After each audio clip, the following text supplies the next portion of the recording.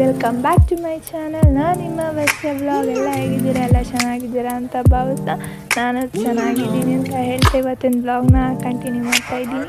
ಸುಮಾರು ದಿನ ಆದಮೇಲೆ ವ್ಲಾಗ್ ಹಾಕಿದ್ದೀನಿ.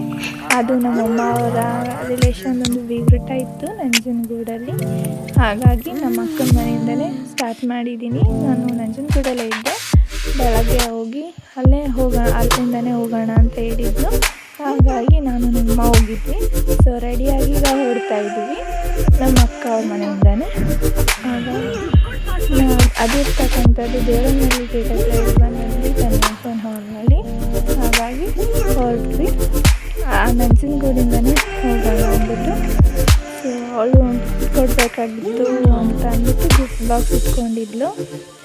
ಆಮೇಲೆ ಅದನ್ನ ಪ್ಯಾಕಿಂಗ್ ಬೇರೆ ಮಾಡಿಸ್ಬೇಕಿತ್ತು. ಪ್ಯಾಕ್ ಮಾಡಿಸ್ಕೊಂಡು ಕನ್ವೆನ್ಷನ್ ಇದೆ ಅದು.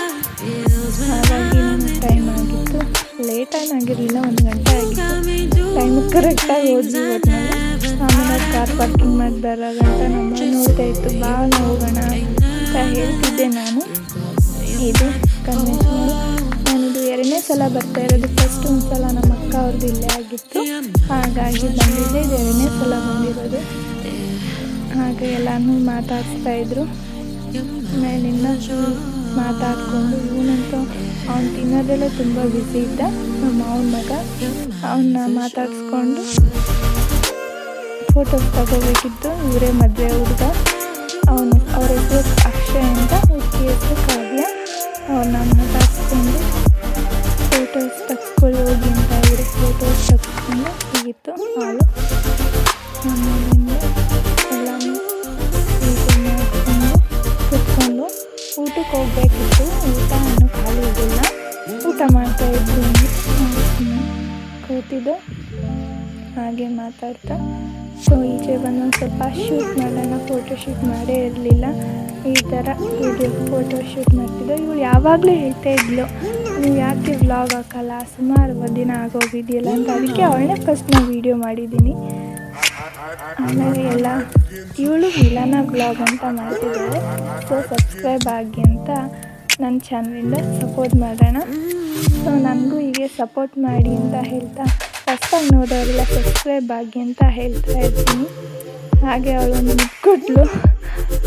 ತುಂಬ ಇಷ್ಟಪಡ್ತಾಳೆ. ಹಾಗಾಗಿ ಆಮೇಲೆ ಊಟಕ್ಕೆ ಬಂದ್ವಿ.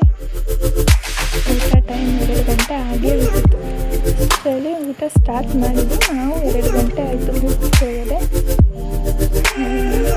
ವೀಡಿಯೋನ ಹಾಗೆ ಅವಳನ್ನ ಮಾತಾಡಿಸ್ತಿದ್ದೆ. ಸೊ ಮಾತಾಡಿಸ್ಬಿಟ್ಟು ಎಲ್ಲನೂ ಇವರೆಲ್ಲ ನಾನು ಮಾಡು ಅಂತಿದ್ದೆ. ಹಾಗಾಗಿ ಅವ್ರನ್ನೂ ಮಾಡಿದೆ. ನಾನ್ವೆಜ್ ಆಗಿದ್ದರಿಂದ ನಾನ್ವೆಜ್ಜೇ ಮಾಡಿದ್ರೆ ನಾನ್ವೆಜ್ ಊಟ ಆಯಿತು. ಅವರೆಲ್ಲ ತಿಂತಿದ್ರು, ನಾನು ವೀಡಿಯೋ ಮಾಡಿದೆ. ಚೆನ್ನಾಗಿ ಮಾಡ್ತಿದ್ರು. ಹಾಗಾಗಿ ನೆಕ್ಸ್ಟ್ ಸೌತೆಕಾಯಿ ಹಾಕಿದ್ರು, ಎಲ್ಲ ಹಾಕ್ಬಿಡ್ಲಿ ಆಮೇಲೆ ತಿನ್ನೋಣ ಅಂತ ಅಂದ್ಬಿಟ್ಟು ಕೂತಿದ್ದೆ. ಸೊ ಈ ಥರ ಮಾಡ್ತಿದ್ರು. ಊಟನ ತುಂಬ ಚೆನ್ನಾಗಿ ಮಾಡಿತ್ತು.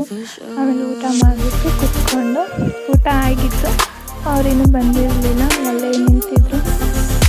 ಅಂದರೆ ಹೋಗ್ಬೇಕಾದ್ರೆ ಗೆಸ್ಟ್ ಬಂದಿರೋರಿಗೆ ರಿಟರ್ನ್ ಗಿಫ್ಟ್ ಕೊಡ್ತಾರಲ್ಲ, ಹಾಗಾಗಿ ಈ ಥರ ಕೊಟ್ಟಿದ್ರು ನಮಗೆ. ನಾನು ನೋಡಿದಾಗೆಲ್ಲ ಪರ್ಸ್ ಏನೋ ಕೊಟ್ಟವ್ರೆ ಲೇಡೀಸ್ಗೆ ಅಂತ ಅಂದ್ಕೊಂಡೆ. ಅದು ಪರ್ಸೇ ಅಲ್ಲ, ಥರ ಬ್ಯಾಗ್ ಥರ ನೋಡಿದ್ರೆ ಪರ್ಸ್ ಥರನೇ ಫಸ್ಟ್ ಅನಿಸಿದ್ದು.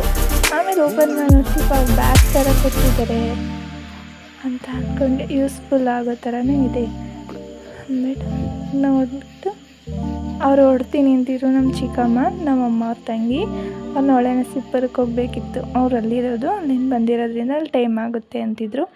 ಅವ್ರನ್ನ ವರ್ಕ್ ಕಳಿಸ್ಕೊಡೋಕ್ಕೆ ಬಂದ್ವಿ. ತುಂಬ ಬೇಜಾರಾಗುತ್ತೆ ಕಳಿಸ್ಕೊಡೋಕ್ಕೆ. ಆಮೇಲೆ ನಾವು ಹೊರಟು ಬಂದ್ವಿ. ನಾವು ಗುಂಡ್ಲುಪೇಟೆಗೆ ಹೋಗೋಣ, ಟೈಮ್ ಆಗಿದೆ ಅಂದ್ಬಿಟ್ಟು ಬಸ್ ಹತ್ಕೊಂಡು ನಾನಂತೆ ನಮ್ಮ ಮನೆಗೆ ಬಂದ್ವಿ. ಸೊ ಇವತ್ತಿನ ನಾನು ಏನು ಮಾಡೋ ಸಮಯ ಬಂದಿದೆ. ಸೊ ಎಲ್ಲರಿಗೆ ಸಪೋರ್ಟ್ ಮಾಡಿ ಅಂತ ಹೇಳ್ತಾ ಲೈಕ್ ಮಾಡಿ, ಶೇರ್ ಮಾಡಿ, ಸಬ್ಸ್ಕ್ರೈಬ್ ಆಗಿ ಅಂತ ಹೇಳ್ತಾ ಇವತ್ತಿನ ವ್ಲಾಗ್ನ ಹೆಂಗೆ ಮಾಡ್ತಾಯಿದ್ದೀನಿ. So thank you for watching.